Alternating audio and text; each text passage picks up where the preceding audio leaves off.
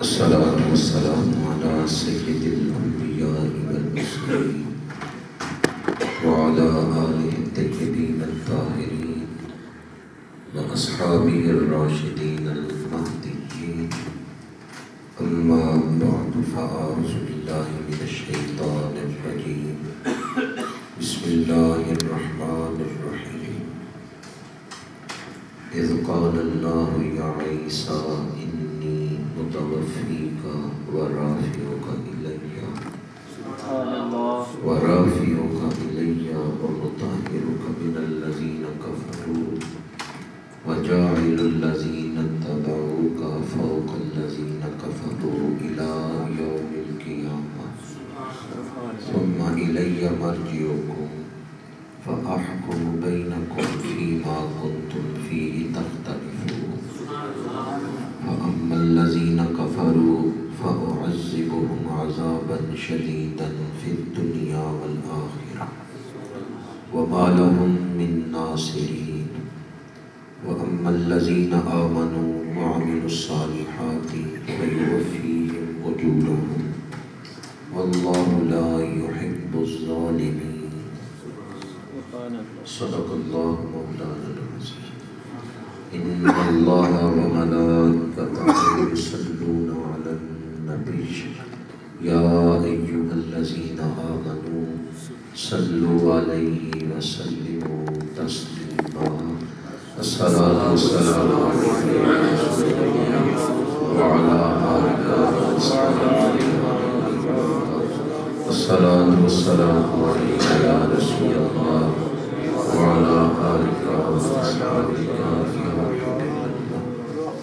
فاضل ذیشان حضرت اللہ مولانا غلام محمد صاحب زیدہ شرف کو، استاذ القراء، استاذ الحفاظ محسن آل سنت حضرت مولانا قاری قربان علی صاحب زیدہ شرف کو، فاضل ذیشان حضرت اللہ مولانا مفتی وقاص احمد صاحب، عاشق خیر الورا حافظ محمد حنیف صاحب، انتہائی واجب التکریم برادران اسلام، حاضرین و سامعین، اللہ پاک کا شکر ہے جس نے ہمیں درس قرآن پاک کی بابرکت محفل میں حاضری کی توفیق عطا فرمائی ہے۔ جو قدم مسجد کی طرف اٹھتے ہیں وہ جنت کی طرف اٹھ رہے ہیں۔ اللہ پاک کا شکر ہے اس نے ہمیں اپنے گھر میں بٹھایا ہے۔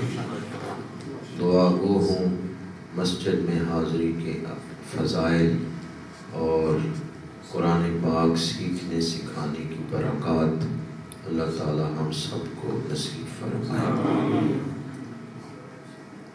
آج ماہ ذیقعد کی 28ویں رات ہے۔ ذیقعد کے آخری ایام ہیں۔ پرسوں یعنی سوموار کی شام کو ماہ ذی الحج کا چاند دیکھا جائے گا اور اسلامی کیلنڈر کا 12واں مہینہ شروع ہو رہا ہے، جس میں اسلام کے 5 بنیادی ارکان میں سے ایک رکن فریضہ حج ادا کیا جاتا ہے۔ تو جس مہینے میں حج ادا کیا جاتا ہے اس کا نام ہی ذی الحج رکھ دیا گیا ہے، حج والا مہینہ۔ پہلا عشرہ سال کے افضل ترین دنوں میں شامل ہے۔ چاند طلوع ہونے کے بعد ذی الحج کا جو پہلا عشرہ ہے یہ عام دن نہیں یا صرف فضیلت والے دن نہیں، افضل ترین دن ہے۔ پہلی 10 راتوں کی قسم قرآن میں آئی ہے، والفجر ولیال عشر۔ قسم ہے 10 راتوں کی اور قسم ہے صبح کی۔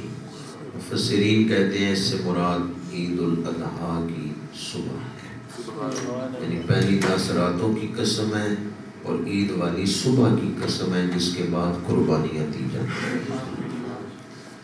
جس نے ذی الحج کے پہلے عشرے میں ایک نفلی روزہ رکھا اللہ تعالیٰ اسے 1 سال کے روزوں کا ثواب عطا فرمائے۔ جو شخص 9 ذی الحج کا روزہ رکھے، مسلم شریف میں حدیث پاک ہے کہ ایک پچھلا سال اور ایک اس روزے کے بعد والا سال، 2 سالوں کے صغیرہ گناہ اللہ معاف فرما دیتا ہے۔ شارحین حدیث نے لکھا ہے کہ جس نے 9 ذی الحج کا روزہ رکھا، اگر اگلے سال 9 ذی الحج آنے سے پہلے اس روزے دار کا وصال ہو گیا تو اس روزے کی برکت سے ایمان پر خاتمہ نصیب ہو جائے گا۔ 9 ذی الحج کا روزہ ایسا بابرکت روزہ ہے کہ پورا سال اس کا نور گھیرے میں رکھتا ہے، اور بندہ اس حال میں فوت ہوگا کہ بخشا ہوا ہوگا۔ یہ شارحین حدیث نے مسلم شریف کی حدیث پاک کی شرح میں لکھا ہے کہ جس نے 9 ذی الحج کا روزہ رکھا، اگر اگلے سال عید سے پہلے اس کا وصال ہو گیا تو وہ اس حال میں فوت ہوگا کہ راضیۃ مرضی، اسے یہ خوشخبری ملے گی اللہ اس پہ راضی ہے، وہ اللہ پہ راضی ہے۔ ایمان پر خاتمہ یہ بہت بڑی کامیابی ہے۔ پانی پرن سہیلیاں تے رنگا رنگ کڑے، پریا اسی دا جانیے جس دا توڑ چکے۔ 9 ذی الحج کا روزہ رکھنا یہ ایمان پر خاتمے کے وظائف میں سے ایک وظیفہ ہے۔ تو آج ہم ارادہ کرتے ہیں انشاءاللہ 9 ذی الحج کا روزہ رکھیں گے۔ اگر ایک دن روزہ رکھنے سے ایمان پر خاتمہ نصیب ہو جائے تو یہ کتنا سستا سودا ہے۔ اللہ تعالیٰ ماہ ذی الحج کی برکتیں سمیٹنے کی توفیق عطا فرمائے۔ ادھر لاکھوں حاجی اللہ کا ذکر کر رہے ہیں، حرمین کی طرف سفر کر رہے ہیں، یا بالخصوص جب میقات سے گزرتے ہیں تو تلبیہ پڑھتے ہوئے لبیک اللہم لبیک۔ ادھر لاکھوں حاجی اللہ کا ذکر کر رہے ہیں، اور دوسری طرف پوری دنیا میں نمازیوں کو حکم ہے کہ 9 ذی الحج کی فجر سے لے کے 13 کی عصر تک جب بھی فرض نماز پڑھ کے فارغ ہو تو یہ تکبیرات پڑھو، اللہ اکبر اللہ اکبر، لا الہ الا اللہ واللہ اکبر، اللہ اکبر وللہ الحمد۔ ادھر حاجی اللہ کا ذکر کر رہے ہیں، اللہ اکبر اللہ اکبر، ادھر نمازی کر رہے ہیں اللہ اکبر اللہ اکبر، اور تیسری طرف 10، 11 اور 12 ذی الحج، ان 3 دنوں میں جب بھی کوئی جانور قربان کیا جاتا ہے اس پر بھی یہی پڑھا جاتا ہے بسم اللہ اللہ اکبر۔ تو گویا یہ جو عشرہ ہے، یہ جو دن ہے، ان دنوں میں مسلمان اللہ کے نام کی دھوم مچاتے ہیں، اللہ کی کبریائی کی دھوم مچا دیتے ہیں۔ ان دنوں میں مسلمان اساس دین، عقیدہ توحید کی دھوم مچا دیتے ہیں کہ ادھر حاجی اللہ اکبر کر رہے ہیں، ادھر نمازی اللہ کی کبریائی بیان کر رہے ہیں، اور تیسری جانب قربانی کرنے والے بھی اللہ کے نام پہ جانوروں کو ذبح کر رہے ہیں۔ جب اتنی عبادت ہو رہی ہے، مالی عبادت بھی، جانی عبادت بھی، قربانیوں کی شکل میں بھی، تو کتنی رحمتیں نازل ہوں۔ یہ دن بڑی برکتوں والے دن ہیں، یہ رحمتیں سمیٹنے اور رحمتیں لوٹنے کے دن ہیں۔ انہیں عام دن سمجھ کے نہ بسر کریں۔ ماہ ذی الحج جس نسبت سے اس مہینے کا نام ہے حج والا مہینہ، اللہ ہم سب کو نصیب فرمائے۔ بندے پہ حج فرض نہیں ہے، لیکن وہ اگر دل میں شوق رکھتا ہے کہ اللہ مجھے توفیق دے تو میں بھی حج پہ جاؤں، تو اس شوق کی وجہ سے ہی، اس حسرت کی وجہ سے ہی اللہ اسے حاضری کا ثواب عطا فرمائے۔ سبحان اللہ۔ اور ایک حدیث پاک میں بسا اوقات حسرت کرنے والے عمل کرنے والوں سے آگے نکلتے ہیں۔ ان جگہوں کا شوق رکھنا دل میں، مکہ شریف اور مدینہ منورہ کی حاضری کا شوق، یہ بھی دل کو روشن کر دیتا ہے۔ اللہ تعالیٰ نے فرشتوں کے سامنے انسان کی تخلیق کا ذکر کیا تو فرشتوں نے عام انسانوں کا مٹیریل دیکھتے ہوئے عرض کیا، یا اللہ انسان تو گناہ کریں گے، فساد کریں گے، پھر یہ تیرا قرب کیسے حاصل کر لیں گے؟ حالانکہ تیرے قرب کے لیے تو پاکیزگی شرط ہے، اللہ پاک ہے اور اللہ کے قرب کے لیے پاک ہونا شرط ہے، یہ تو گناہ کریں گے۔ اللہ کریم نے فرمایا ہم ایک ایسا گھر بنائیں گے جو میری رضا کے لیے اس گھر کی طرف سفر کرے گا، جو میری رضا کے لیے اس گھر کے ساتھ چکر لگائے گا، میں اس کے پچھلے سارے گناہ معاف کر دوں گا، اس کی روح کو پاکیزگی حاصل ہو جائے گی۔ ان اول بیت وضع للناس للذی ببکۃ مبارکا وہدی للعالمین۔ وضع للناس، یہ لام نفع کی ہے، وضع للناس، یہ گھر لوگوں کے نفع کے لیے بنایا گیا ہے۔ بیت اللہ لوگوں کے، اللہ تو گھروں سے پاک ہے، اللہ گھروں میں نہیں رہتا، وہ تو لا مکان ہے۔ پھر اس گھر کو تشریفاً، اس جگہ کو اللہ کے ساتھ نسبت دی گئی ہے کہ جو اس گھر کی طرف سفر کرے گا اسے اللہ اتنا اپنا قرب عطا کرے گا جیسے کسی کے گھر جائیں تو گھر والے سے ملاقات ہو جائے، اس طرح اسے اللہ اپنا قرب عطا فرمائے گا۔ زندگی میں مسائل بھی ہیں اور کئی طرح کی پریشانیاں ہیں، یکسوئی نہیں ملتی کہ انسان دل جمی سے اللہ کی عبادت کر سکے۔ تو حج کے ایام میں حاجی اپنا سب کچھ چھوڑ چھاڑ کے وہ کہتا ہے میں نے یہ 1.5 مہینہ نکال لی ہے صرف اللہ کے لیے،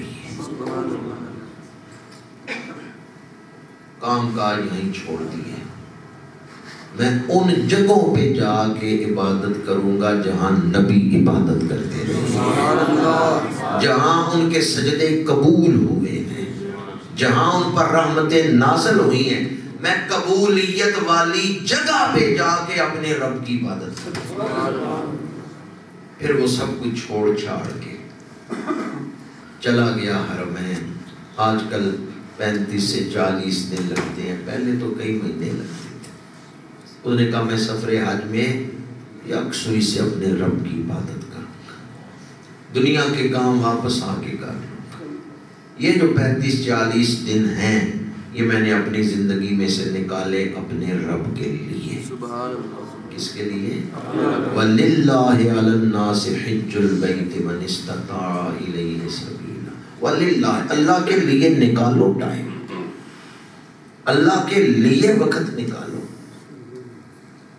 جامع ترمذی میں حدیث پاک ہے اگر کوئی بندہ اللہ کو چھوڑ کر دنیاوی مصروفیات میں الجھ جائے اور اللہ کے لیے وقت نہ نکالے اس کے کام بکھر جاتے ہیں، اور اگر کوئی اللہ کے لیے وقت نکالتا ہے اللہ فرماتا ہے میرا وعدہ ہے میں تیرے کام سنبھالوں گا۔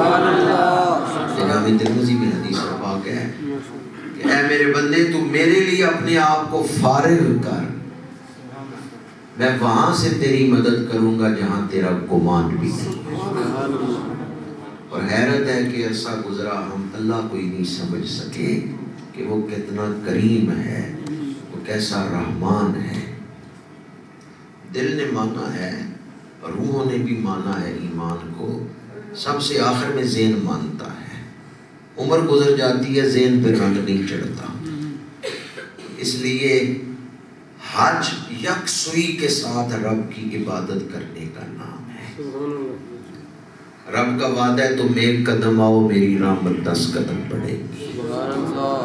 تو یہاں سے کعبہ شریف کتنا دور ہے، تو بندہ رب کی رحمت کے کتنا قریب ہو گیا، جبکہ رب کا وعدہ ہے تم میرے لیے 1 قدم اٹھاؤ میری رحمت 10 قدم بڑھے گی۔ گھر سے نکلنے کے بعد واپس گھر آنے تک جتنے قدم حاجی نے اٹھائے ہیں یہ سارے اللہ کے راستے میں اٹھائے ہیں. ہر قدم پہ رب کا قرب مل رہا ہے، رب کی رحمتیں مل رہی ہیں. تو حج کا ایک مقصد تو فارغ ہو کے یکسوئی سے رب کو یاد کرنا ہے. جو اپنی زندگی میں 35-40 دن نکال لیتا ہے نا اور یکسوئی سے عبادت کر لیتا ہے، اس کی اگلی زندگی کو حج بدل دیتا ہے، اس کی اگلی زندگی پہ حج رنگ چڑھا دیتا ہے. دوسرا مقصد حج کا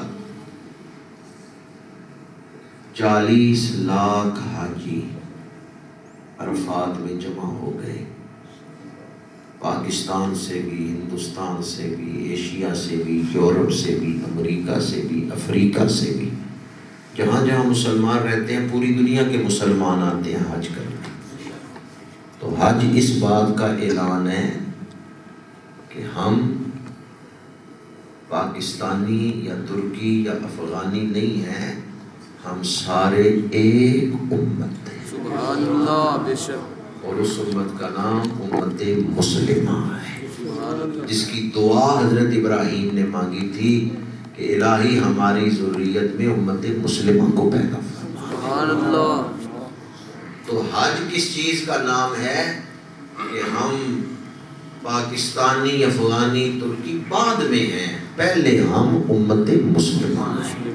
یہ جو امت کا تصور ہے حج اس کو زندہ کرتا ہے. سبحان اللہ.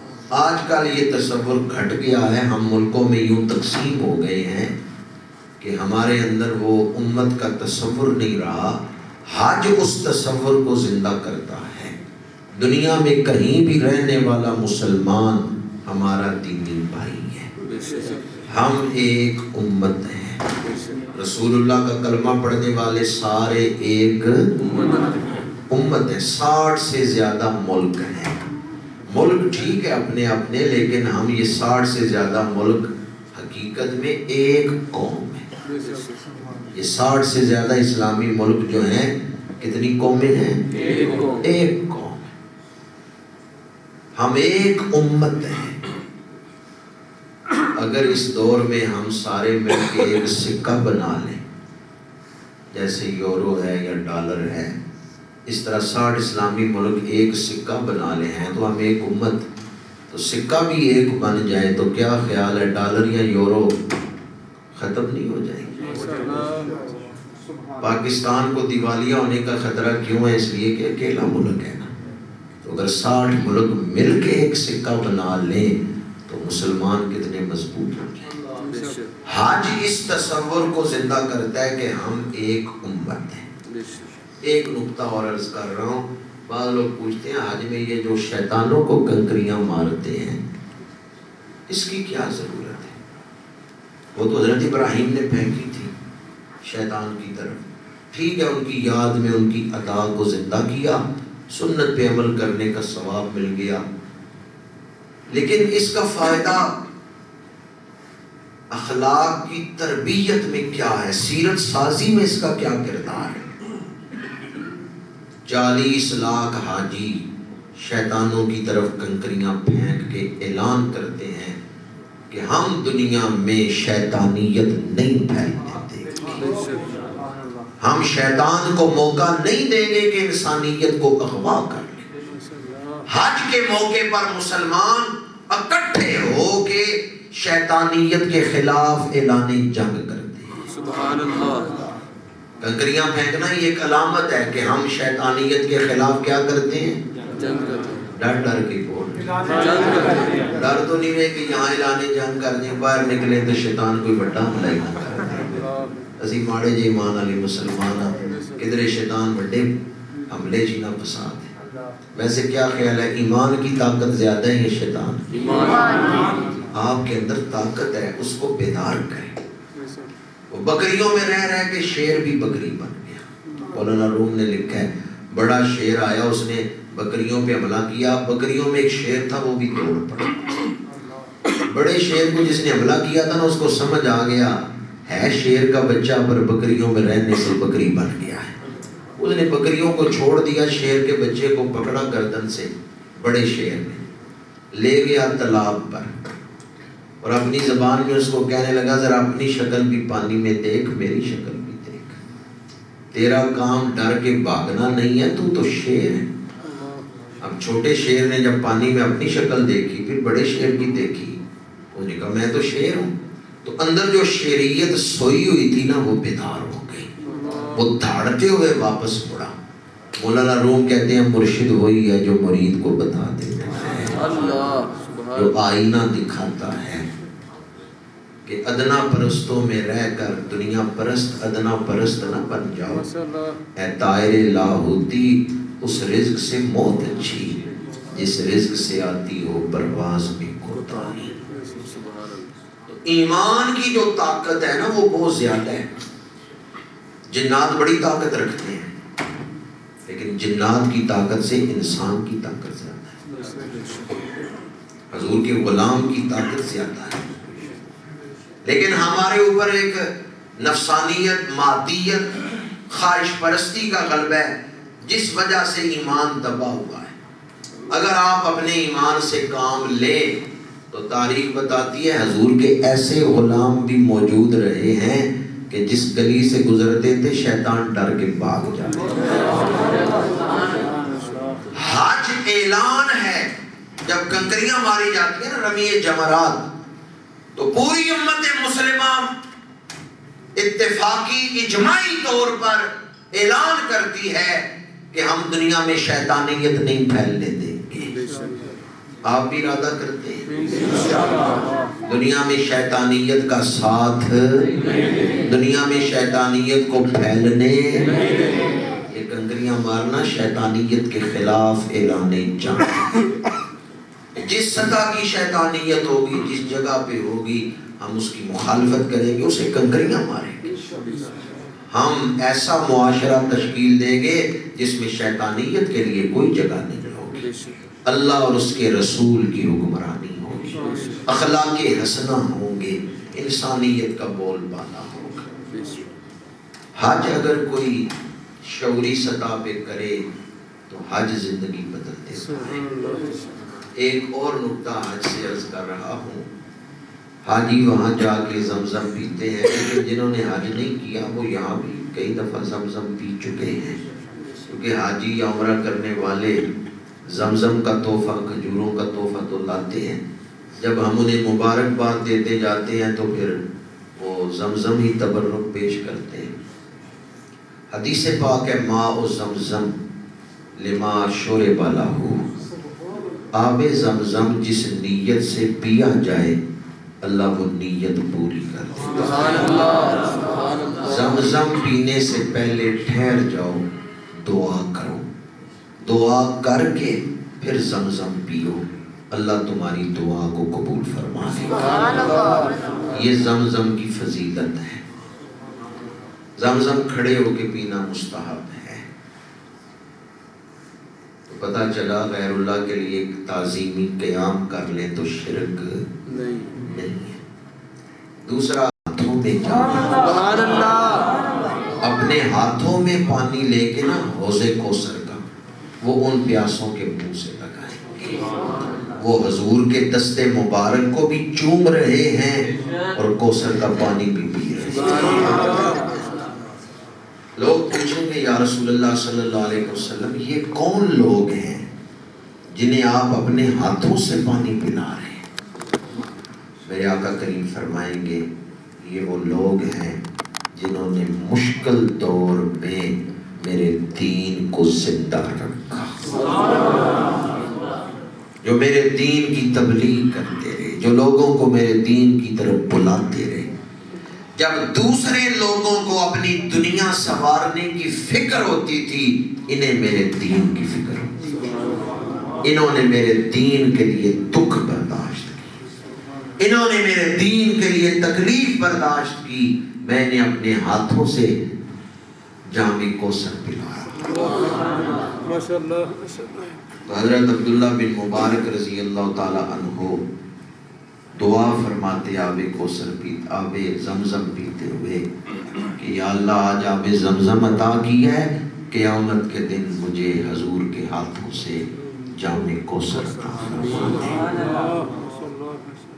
دے۔ میرے آقا کریم صلی اللہ علیہ وآلہ وسلم نے، آپ رحمت للعالمین ہیں تو آپ کے وجود سے دنیا کو رحمتیں ہی رحمتیں ملی۔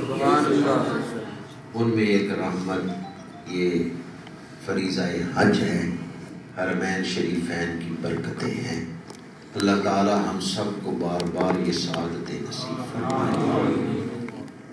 آج جو آیات میں نے تلاوت کی ہیں وہ میں نے تلاوت تو کی ہیں تسلسل کو پیش نظر رکھتے ہوئے، اور تسلسل کا ترجمہ تو بعد میں آپ کے سامنے کروں گا۔ ایک آیت مبارکہ جو آخر میں نے تلاوت کی ہے اس میں فرمایا وَأَمَّا الَّذِينَ آمَنُوا وَعَمِلُوا الصَّالِحَاتِ فَيُوَفِّيهِمْ أُجُورَهُمْ، وہ لوگ جو ایمان لائے اور انہوں نے نیک اعمال کیے انہیں ہم پورا اجر دیں گے۔ حج کا ذکر میں کر رہا تھا، مناسک حج کا ذکر کر رہا تھا، یا پھر ذی الحج میں روزے رکھنے کی بات کر رہا تھا، تو اللہ پاک نے فرمایا وہ لوگ جو ایمان لائے اور انہوں نے نیک اعمال کیے فَيُوَفِّيهِمْ أُجُورَهُمْ، ہم انہیں پورا پورا بدلہ دیں گے، ہم انہیں پورا اجر دیں گے۔ واللہ لا يحب الظالمین، اور اللہ ظالموں کو پسند نہیں فرماتا۔ یعنی جو ایمان نہ لائے وہ بھی ظالم ہے، اور جو نیک اعمال نہ کرے ایک درجے میں وہ بھی ظالم ہے کہ اس نے نیک اعمال چھوڑ کے گناہ کر کے اپنے اوپر ظلم کیا۔ گناہ بھی ایک طرح کا ظلم ہے۔ قُلْ يَا عِبَادِيَ الَّذِينَ أَسْرَفُوا عَلَىٰ أَنفُسِهِمْ، یا پھر وَلَوْ أَنَّهُمْ إِذْ ظَلَمُوا أَنفُسَهُمْ جَاءُوكَ، تو گناہ بھی ایک درجے میں اپنے اوپر ظلم ہے۔ جو ایمان لائے اور نیک اعمال کیے فرمایا انہیں ہم پورا پورا اجر دیں گے۔ ان دنوں میں جو اعمال کیے جاتے ہیں یا جن کی طرف ہمیں توجہ دینی چاہیے وہ چند ایک میں نے آپ کے سامنے بیان کیے ہیں۔ ایک اور عمل جس کی طرف شروع میں تو میں نے اشارہ کیا ہے لیکن اس کی تشریح نہیں کر سکا، 10، 11 اور 12 ذی الحج، یہ جو 3 دن ہیں یہ قربانیوں کے دن ہیں۔ قربانی کا مہربانی کے ساتھ بڑا گہرا تعلق ہے۔ بندہ جتنی قربانی دے گا اتنی مہربانی ہوتی ہے۔ قربانی ایک مومن کے دل کو عرش الہی بنا دیتی ہے۔ قربانی دل کو صاف کر دیتی ہے، میل نکال دیتی ہے۔ قربانی بندے کو اس مقام پہ لا کھڑا کرتی ہے کہ خالق اس بندے کو محبت کی نظر سے دیکھتا ہے۔ حضور ہماری منزل ہے، بے شک قرب رسول ہماری منزل، قرب رسول ہماری منزل ہے۔ حضور مل گئے اور کیا چاہیے؟ ہماری منزل کیا ہے؟ حضرت صدیق اکبر گھر کا سارا سامان لے آئے، ابو بکر آپ کی منزل کیا ہے؟ کہتے ہیں پروانے کو چراغ تو بلبل کو پھول، بس صدیق کے لیے ہے خدا کا رسول۔ حضرت فاروق اعظم کعبے کا طواف کر رہے ہیں، حجر اسود کے پاس آئے، اے حجر اسود تو بڑی شان والا ہے پر میں تجھے اس لیے نہیں بوسہ دے رہا کہ تو جنت سے آیا ہے، میں اس لیے چوم رہا ہوں کہ میرے محبوب نے تجھے چوما ہے۔ تو حضرت فاروق اعظم کی منزل کیا ہے؟ قرب رسول۔ حضرت عثمان غنی نے احرام باندھا ہے، سفیر مصطفیٰ بن کے مکے میں آئے، مشرکین نے کہا اٹھ کے کعبے کا طواف کر لیں، صحیح کر لیں، عمرہ مکمل کر لیں، ہم مسلمانوں کو عمرے کی اجازت نہیں دیں گے، آپ کو دے رہے ہیں۔ حضرت عثمان غنی نے عمرہ کیا تھا؟ آپ نے فرمایا اللہ کی قسم ہے میں اس وقت تک کعبے کا طواف نہیں کروں گا جب تک اللہ کے رسول میرے ساتھ نہیں۔ تو حضرت عثمان غنی نے کیوں عمرہ چھوڑ دی ہے؟ ان کی منزل کیا ہے؟ قرب رسول۔ مولا علی شیر خدا حضور حیدر کرار کرم اللہ تعالی وجہ الکریم عصر کی نماز کیوں چھوڑ رہے ہیں؟ ان کی منزل کیا ہے؟ قرب رسول، قرب رسول، ادب رسول، محبت رسول۔ اور کئی مثالیں ہیں، صحابہ کی منزل قرب رسول، اولیاء کی منزل قرب رسول، اعلیٰ حضرت لکھتے ہیں انہیں مانا انہیں جانا نہ رکھا غیر سے کام للہ الحمد میں دنیا سے میرے آقا کریم نے فرمایا جو قربانی دینے کی طاقت رکھتا ہو لیکن قربانی نہ دے وہ ہماری عیدگاہ کے قریب نہ جائے۔ اس کا مطلب ہے حضور کے قرب کے لیے قربانی زینہ ہے۔ جو قربانیاں دے رہا ہے، جانور ذبح کر رہا ہے سنت نبوی میں، اللہ تعالیٰ اسے اپنے محبوب کا قرب عطا فرماتے ہیں۔ یہ جو حضور نے فرمایا جو طاقت رکھتا ہے اور قربانی نہ کرے وہ ہماری عیدگاہ کے قریب نہ آئے، اسے حضور اپنی امت کی صفوں میں نہیں کھڑا ہونے دیتے۔ تو قربانی اللہ کے قرب کا ذریعہ ہے، اللہ کے رسول کے قرب کا ذریعہ ہے۔ قربانی کے جانور کا خون جب ذبح کیا جائے، خون کا پہلا قطرہ زمین پر بعد میں پہنچتا ہے۔ قربانی کرنے والے کے سارے صغیرہ گناہوں کو اللہ پہلے معاف فرماتا ہے۔ جانور کے بدن پہ جتنے بال ہیں اللہ اتنی نیکیاں قربانی کرنے والے کو عطا فرماتا ہے۔ اور ایک حدیث پاک میں قیامت کے دن قربانیوں کا گوشت میزان میں رکھا جائے گا اور اس کا وزن ہوگا۔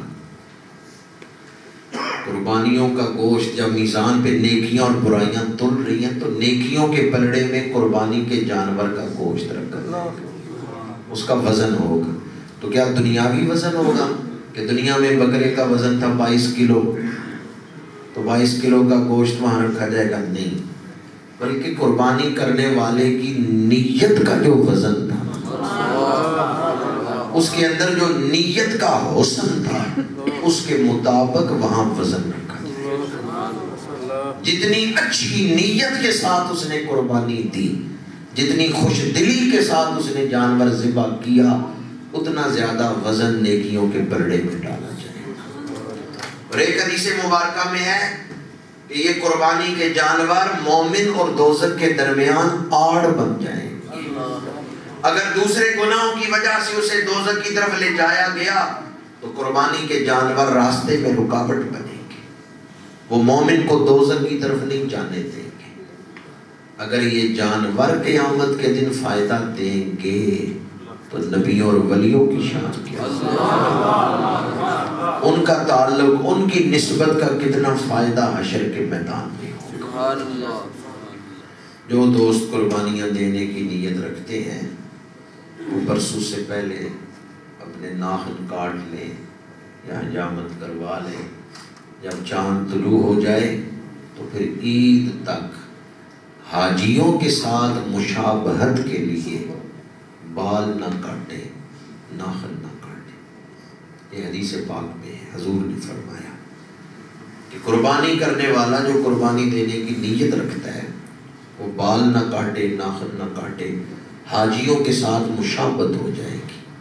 تو حاجیوں پر جو رحمتیں نازل ہو رہی ہیں وہ اس مشابہت والے پر بھی نازل ہو رہی ہیں۔ لیکن مسئلہ یاد رکھیں، اگر کسی کو 40 دن گزر گئے کہ اس نے بغلوں کے بال نہیں کٹوائے، زیر ناف بال صاف نہیں کیے، جسم کے غیر ضروری بال، 40 دن ہو گئے، اب ذی الحج کا مہینہ شروع ہو گیا تو وہ بال صاف کر سکتا ہے، بلکہ اسے چاہیے کہ وہ بال صاف کر لے، 40 دن سے زیادہ نہیں گزرنے چاہیے۔ ویسے تو ہفتے میں یہ بال صاف کرنے چاہیے، نہیں تو 15 دن، زیادہ بھی تاخیر ہو جائے تو 40 دن سے زیادہ جسم کے غیر ضروری بال نہیں بڑھنے چاہیے۔ تو اگر کسی نے پچھلے دنوں میں وہ بال صاف نہیں کیے، ذی الحج کا چاند طلوع ہو گیا، تو اب وہ یہ نہ سمجھے یہ استحبابی حکم تھا، یہ وجوب نہیں تھا کہ جس نے قربانی دینی ہے وہ ضرور بال چھوڑ دے، وہ نہ بال کاٹے، ایک مستحب ہے، کر لے تو اچھا ہے۔ اور اگر وہ عید کا چاند، یہ ذی الحج کا چاند طلوع ہوا، اس کے بعد اس نے بال کاٹے یا ناخن کاٹے، قربانی پر کوئی حرج نہیں ہوگا۔ یہ بال کاٹنے یا ناخن کاٹنے سے قربانی پر کوئی فرق، قربانی کے ثواب میں کمی نہیں ہوگی۔ ایک المیہ ہے امید ہے آپ میں سے تو کوئی اس میں مبتلا نہیں ہوگا، لیکن بعض غافل لوگ جو مسجدوں میں نہیں آتے وہ اس میں مبتلا ہوتے ہیں کہ جب عید کا چاند طلوع ہوتا ہے پہلے تو وہ شیو کراتے ہیں، پھر چھوڑ دیتے ہیں، کہتے ہیں قربانی دینی ہے، تو 10 دن وہ بال نہیں کٹاتے داڑھی کے، 10 دن انہوں نے شیو نہیں کی، بال کچھ بڑھ جاتے ہیں، عید والے دن جب جانور ذبح ہو جاتا ہے پھر وہ شیو کرتے ہیں۔ کتنی حیرت کی بات ہے اور افسوس کی بات ہے، ادھر سنت ابراہیمی پہ عمل کر رہے ہیں، ادھر سنت محمدی کو ذبح کر رہے ہیں، سنت محمدی کو ختم کر رہے ہیں، سنت ابراہیمی کو زندہ کر رہے ہیں اور سنت محمدی کو ختم کر رہے ہیں۔ داڑھی رکھنا سارے نبیوں کی سنت ہے۔ جانور تو حضرت ابراہیم نے ذبح کیے ہیں، ان کی یاد میں ذبح کیے جاتے ہیں، پھر اللہ کے رسول نے ذبح کیے ہیں، لیکن داڑھی شریف یہ سارے نبیوں کی سنت ہے۔ ہم داڑھی شریف رکھتے ہیں حضور کی اتباع میں، حضور کی سنت میں، تو ایسا نہ کریں کہ آپ 10 دن وہ داڑھی کے بال بڑھا لیں اور عید والے دن پھر حضور کی سنت کو مٹا رہے ہیں۔ یہ بھی لمحہ فکریہ ہے، اس پر بھی توجہ دینی چاہیے۔ اگر آپ حضرت ابراہیم کے عمل کو زندہ کر رہے ہیں تو خلیل کے عمل کو زندہ کرتے ہوئے حبیب کی سنت کو ختم نہ کریں۔ اللہ تعالی ہمیں شیطان کے حملوں سے محفوظ فرمائے، دین کی تفہیم عطا فرمائے، دین کی سمجھ عطا فرمائے۔ قربانی کے جو فضائل ہیں اللہ تعالی ہمیں ان کا مستحق بنائے۔ اگر کسی کا ارادہ نہیں قربانی دینے کا، اس پر واجب نہیں ہے قربانی، وہ اتنا غریب ہے کہ اس پر قربانی واجب ہے ہی نہیں، تو وہ بھی بال نہ کاٹے۔ یہ بھی حدیث پاک ہے سنن نسائی میں کہ وہ بھی بال نہ کاٹے پہلے 10 دن۔ عید والے دن وہ اپنے جسم کے غیر ضروری بال اتارے اور مونچھیں ترشوائے، ناخن کاٹے۔ میرے آقا کریم فرماتے ہیں اللہ اسے قربانی کے بغیر ہی قربانی کا ثواب عطا فرمائے۔ حضور نے اپنے کسی امتی کو بھی محروم رکھنا پسند نہیں فرمایا، سب کے لیے آسان راستے عطا فرماتے ہیں۔ اللہ تعالی ہمیں ان دنوں کی برکات حاصل کرنے کی توفیق عطا فرمائے۔ ماہ ذی الحج جو برکتوں والے دن آ رہے ہیں، اللہ تعالی ہمیں ان کی برکتیں سمیٹنے کی توفیق عطا فرمائے۔ ہوائیں جو آیت مبارکہ میں نے تسلسل ترجمہ کو، تسلسل تفسیر کو سامنے رکھتے ہوئے پڑھی ہے، گزشتہ آیات میں حضرت عیسیٰ علیہ السلام کا ذکر ہے۔ سورہ آل عمران حضرت عیسیٰ علیہ السلام کے حوالے سے اس کا شان نزول ہے۔ نجران کے عیسائی آئے تھے حضور سے مناظرہ کرنے، پھر بعد میں مبالغہ کرنے، تو اس موقع پر یہ صورت نازل ہوئی تھی۔ عیسائیوں کا عقیدہ یہ ہے کہ حضرت عیسیٰ علیہ السلام کو صلیب پر چڑھا دیا گیا اور حضرت عیسیٰ علیہ السلام نے جان دے دی،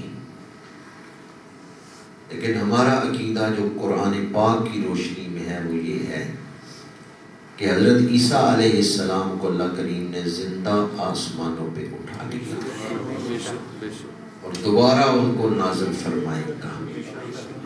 40 سال حضرت عیسیٰ علیہ السلام دنیا میں رہیں گے اور شادی کریں گے، اولاد ہوگی، پھر آپ کا وصال ہوگا اور گنبد خضرا میں آپ کا روزہ بنے گا۔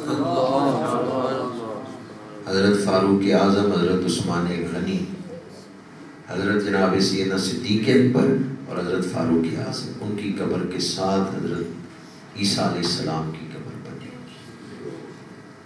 حدیث پاک ہے، میرے آقا کریم نے فرمایا کہ اس ذات کی قسم جس کے قبضہ قدرت میں میری جان ہے، عیسیٰ نازل ہوں گے اور عیسیٰ میرے روزے پہ حاضری دیں گے اور عیسیٰ سلام کہیں گے روزے پہ کھڑے ہو کر، میں قبر سے انہیں سلام کا جواب دوں۔ سبحان اللہ۔ حدیث پاک حضور نے فرمایا حضرت عیسیٰ میری قبر پہ آئیں گے وہ روزے پہ کھڑے ہو کے سلام کہیں گے، میں قبر سے انہیں سلام کا جواب تو حضرت عیسیٰ علیہ السلام کے نزول پر قرآن پاک بھی اور احادیث مبارکہ بھی دونوں کے دلائل ہیں۔ جو آیت میں نے پڑھی ہے یہ حضرت عیسیٰ کے نزول پر بھی دلالت کرتی ہے۔ آیت کے الفاظ پہ غور کریں۔ اس قال اللہ یا عیسیٰ، جب فرمایا اللہ تعالیٰ نے اے عیسیٰ، اے عیسیٰ، اے عیسیٰ۔ بعض دوست تو سمجھ گئے میں کیا عرض کرنا چاہتا ہوں۔ قرآن پڑھ کے دیکھیں، اللہ نے حضرت موسیٰ کو بلایا یا موسیٰ کہہ کے، حضرت عیسیٰ کو بلایا یا عیسیٰ کہہ کے، لیکن کسی مقام پر ہمارے محبوب کو یا محمد کہہ کے نہیں بلایا۔ کبھی بلایا یا ایھا النبی، کبھی یا ایھا المدثر، کبھی یا ایھا المزمل۔ وہ رب ہو کر محبوب سے اتنا پیار کرتا ہے کہ ذاتی نام سے نہیں بلا رہا۔ محبوب نے چادر لی ہے تو رب کہتا ہے اے چادر اوڑھ دے۔ کبھی یاسین کہہ کے، کبھی طٰہٰ کہہ کے، وہ رب ہو کے، بے نیاز ہو کے محبوب کو سونے سونے القابات سے بلاتا ہے۔ ہمیں غلام اور امتی ہو کے کتنے ادب سے بلانا چاہیے، کتنی محبت سے حضور کو بلانا چاہیے۔ اس قال اللہ یا عیسیٰ، جب اللہ نے فرمایا اے عیسیٰ، انی متوفیک، بے شک میں تمہیں پوری عمر تک پہنچانے والا ہوں، وَرَافِعُکَ إِلَیَّ، اور تمہیں اپنی طرف آسمان پر اٹھانے والا ہوں، وَمُطَہِّرُکَ مِنَ الَّذِینَ کَفَرُوا، اور تمہیں کافروں سے نجات دینے والا ہوں۔ کافر آپ کو تکلیف دے رہے ہیں، میں ان سے آپ کو نجات دلاؤں گا۔ وَجَاعِلُ الَّذِینَ اتَّبَعُوکَ فَوْقَ الَّذِینَ کَفَرُوا إِلَىٰ یَوْمِ الْقِیامَہ، اور وہ لوگ جنہوں نے آپ کی پیروی کی میں انہیں کافروں پر فوقیت عطا کروں گا، غلبہ عطا کروں گا قیامت تک۔ کن کو غلبہ عطا کروں گا؟ جنہوں نے آپ کی پیروی کی۔ اس آیت پر، اس حصے پر بعض لوگ سوال اٹھاتے ہیں کہ کیا یہ عیسائیوں کے غلبے کی بات ہے؟ قرآن نے پیروی کا ذکر کیا ہے، صرف نام لینے کا ذکر نہیں کیا۔ موجودہ دور کے عیسائی نام لیتے ہیں حضرت عیسیٰ کا، پیروی نہیں کرتے، ان کی تعلیمات کے خلاف چل رہے۔ حضرت عیسیٰ نے توحید پھیلائی ہے کہ خدا ایک ہے، اس کے سوا کوئی عبادت کے لائق نہیں، اور موجودہ دور کے عیسائی تین خداؤں کو مان رہے ہیں۔ حضرت عیسیٰ کو بھی خدا کا بیٹا کہہ رہے ہیں، وہ روح القدس کو بھی خدا مانتے ہیں، بعض اللہ کو، بی بی مریم کو اور جناب عیسیٰ کو خدا مان رہے ہیں۔ توحید کے خلاف ہے۔ اور دوسرا جو حضرت عیسیٰ نے اعلان فرمایا تھا، مبشراً برسول یاتی من بعد اسمہ احمد، کہ میں بشارت دینے آیا ہوں، میرے بعد بڑی شانوں والے رسول آ رہے ہیں جن کا نام احمد ہے۔ اب حضرت عیسیٰ کی بات کس نے مانی ہے؟ جو حضور کا کلمہ پڑھ رہے ہیں یا جو انکار کر رہے ہیں؟ جی، جو حضور کا کلمہ پڑھ رہے ہیں، کیونکہ حضرت عیسیٰ نے یہ پہلے بشارت دی تھی میرے بعد شانوں والے رسول آ رہے ہیں۔ تو اب جو مسلمان بن رہا ہے وہی حضرت عیسیٰ کی پیروی کر رہا ہے، وہی حضرت عیسیٰ کی بات مان رہا ہے، اور جو حضور کو نبی نہیں مانتا وہ حضرت عیسیٰ کا بھی انکار کر رہا ہے۔ آگے فرمایا ثم الی مرجعکم، پھر تمہیں میری ہی طرف لوٹ کے آنا ہے۔ یہ لفظ آیا سما، تو سما کا مطلب تراخی ہے، یعنی فاصلہ کرنا ہے دو واقعات میں۔ فرمایا میں تمہیں پوری عمر دوں گا، پھر تمہیں اپنی طرف اٹھانے والا ہوں، پھر تمہیں کافروں سے جو تمہیں اذیت دیتے ہیں ان سے نجات دلاؤں گا، اور جو تمہاری پیروی کرنے والے انہیں غلبہ عطا کروں گا۔ ثم الی مرجعکم، حضرت عیسیٰ نازل ہوں گے، دین کا غلبہ ہوگا، پھر تمہیں میری طرف لوٹ کے آنا ہے۔ یہ جو سما کا لفظ ہے یہ بتا رہا ہے کہ حضرت عیسیٰ نازل ہوں گے اور دین پھیلائیں گے، دین کا غلبہ ہوگا اور پھر ان کا وصال ہوگا۔ فَأَحْكُمُ بَيْنَكُمْ فِيمَا كُنْتُمْ فِيهِ تَخْتَلِفُونَ، پھر جن باتوں میں تم جھگڑتے تھے میں ان کا فیصلہ کروں گا۔ فَأَمَّا الَّذِينَ كَفَرُوا، پس وہ لوگ جنہوں نے کفر کیا، فَأُعَذِّبُهُمْ عَذَابًا شَدِيدًا فِي الدُّنْيَا وَالْآخِرَةِ، تو انہیں دنیا اور آخرت میں سخت عذاب دوں گا۔ وَمَا لَهُم مِّن نَاصِرِينَ، اور ان کا کوئی مددگار نہیں ہوگا۔ حدیث پاک ہے، قرآن پاک میں ایک اور مقام پر بھی اس واقعہ کو بیان کیا گیا، وَمَا قَتَلُوهُ وَمَا صَلَبُوهُ، حضرت عیسیٰ علیہ السلام کو نہ انہوں نے قتل کیا نہ انہوں نے صلیب پہ چڑھایا، وَلَٰكِن شُبِّهَ لَهُمْ، لیکن وہ شبہ میں مبتلا ہو گئے۔ جس مخبر نے یہودیوں کے پاس جا کے مخبری کی تھی کہ اس گھر میں حضرت عیسیٰ ہیں، یہودی اس کے ساتھ ہی آئے، انہوں نے کہا حضرت عیسیٰ کو اندر سے نکالو، تم جاؤ جا کے انہیں باہر لے کے آؤ۔ وہ مخبر اس کمرے میں گیا، اللہ تعالیٰ نے وہاں سے حضرت عیسیٰ کو اٹھا لیا ہے، اور جب وہ مخبر باہر نکلا ہے کہ عیسیٰ تو یہاں نہیں ہے، انہیں تو اٹھا لیا گیا ہے، تو اس مخبر کی شکل اللہ نے حضرت عیسیٰ جیسی بنا دی۔ انہوں نے یہودیوں نے پکڑ لیا، انہوں نے کہا یہ عیسیٰ ہے، وہ کہہ رہا تھا میں عیسیٰ نہیں ہوں، انہوں نے کہا نہیں تم ہی عیسیٰ ہو، انہوں نے صلیب پہ چڑھایا۔ حضرت بی بی مریم زندہ تھی جب حضرت عیسیٰ کو آسمانوں پہ اٹھایا گیا ہے، اس وقت حضرت بی بی مریم کا وصال نہیں ہوا تھا۔ حضرت عیسیٰ کو آسمانوں پر اٹھائے جانے کے 6 سال بعد حضرت بی بی مریم کا وصال ہوا ہے، 6 سال انہوں نے بعد میں گزارے۔ تو حضرت بی بی مریم اور ایک اور عورت، نابینا عورت تھی، حضرت عیسیٰ نے اس کی آنکھوں پہ ہاتھ پھیرا تھا، اسے نظر مل گئی تھی، وہ اور بی بی مریم روتی ہوئی آئیں اس جگہ پہ جہاں یہ مشہور تھا کہ یہاں حضرت عیسیٰ کو صلیب پہ چڑھایا گیا، اور انہیں شبہ پڑا جنہوں نے چڑھایا صلیب پہ کہ یہی عیسیٰ ہے۔ بی بی مریم وہاں روتی ہوئی آئیں۔ تفسیر مظہری میں قاضی ثناء اللہ پانی پتی رحمۃ اللہ تعالی علیہ نے لکھا ہے، اس وقت حضرت عیسیٰ نے اپنی والدہ بی بی مریم کو اپنا دیدار کروایا۔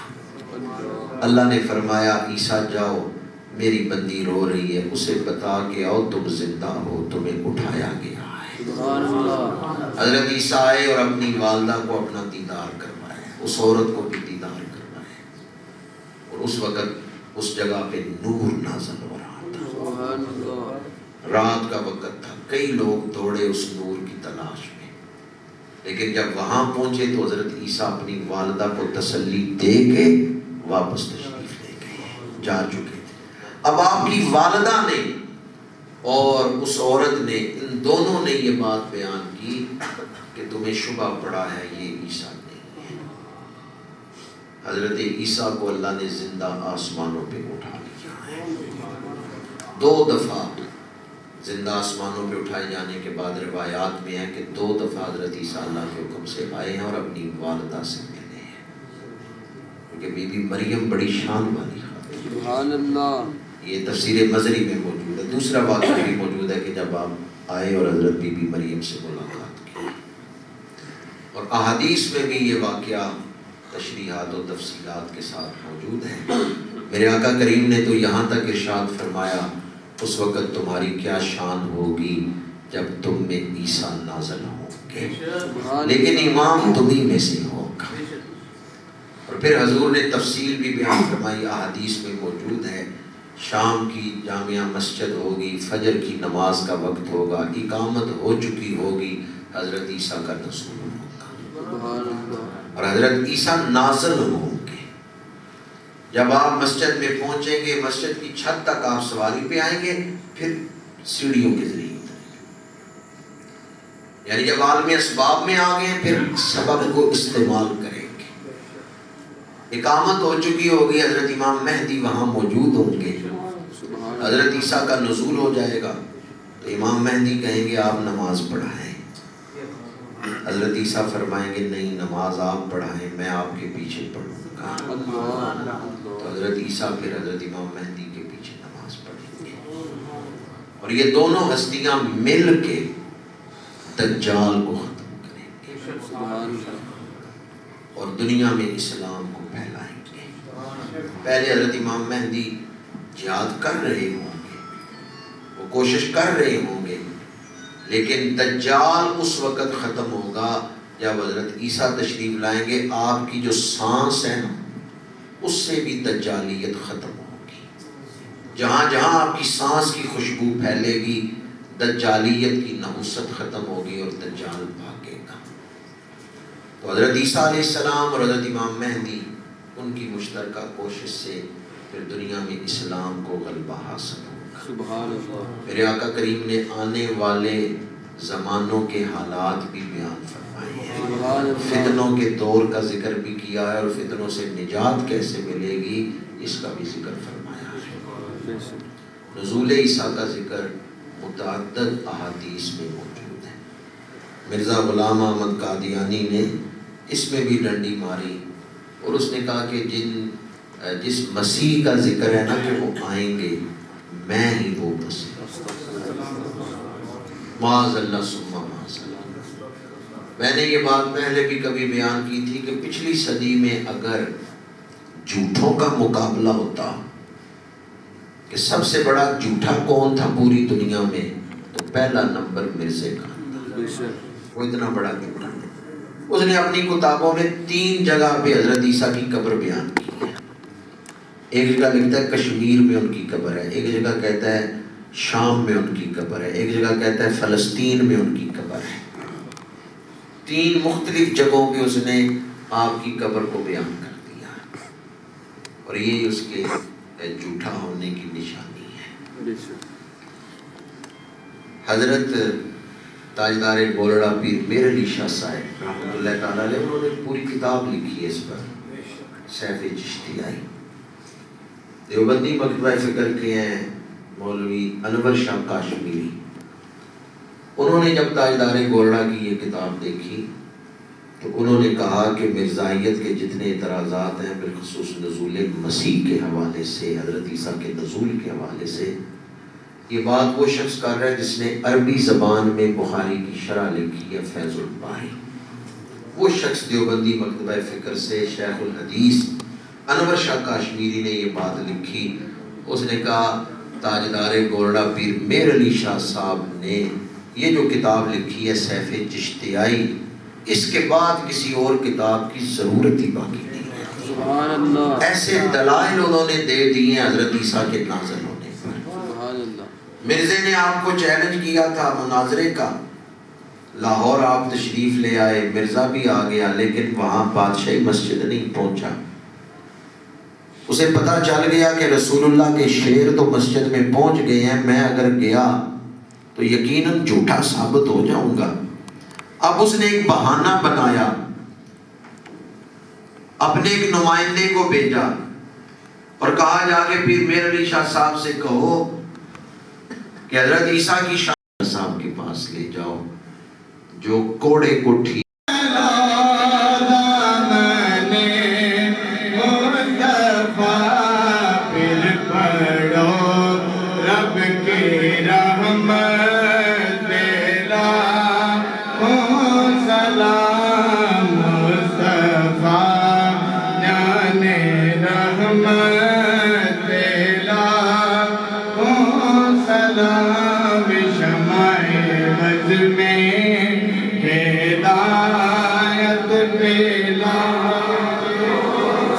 وہ ہمارے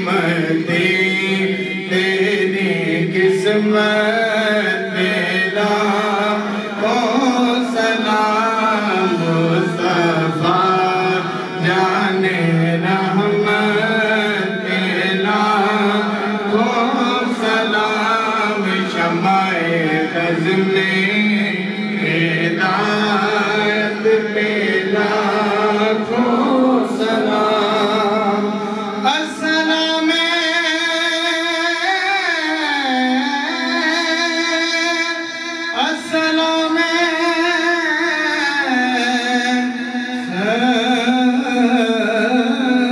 گنبد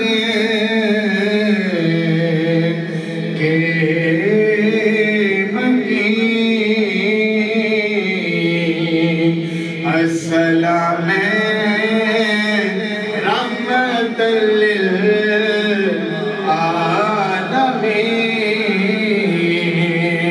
اے خدا کے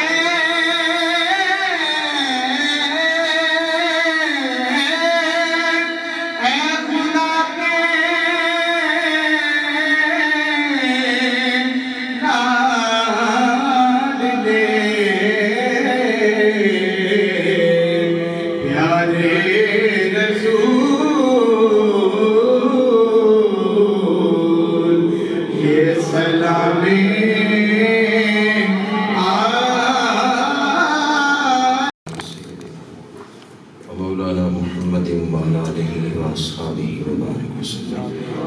الہ العالمین، اس درس قرآن میں تلاوت، ثنا خوانی، بیان، جو اعمال حسنہ ہوئے، درود و سلام پڑھا گیا، ان تمام اعمال حسنہ کو تیری پاک بارگاہ میں پیش کرتے ہیں، درجہ قبولیت عطا فرما اور اپنی رحمت سے اعلیٰ اجر و ثواب عطا فرما۔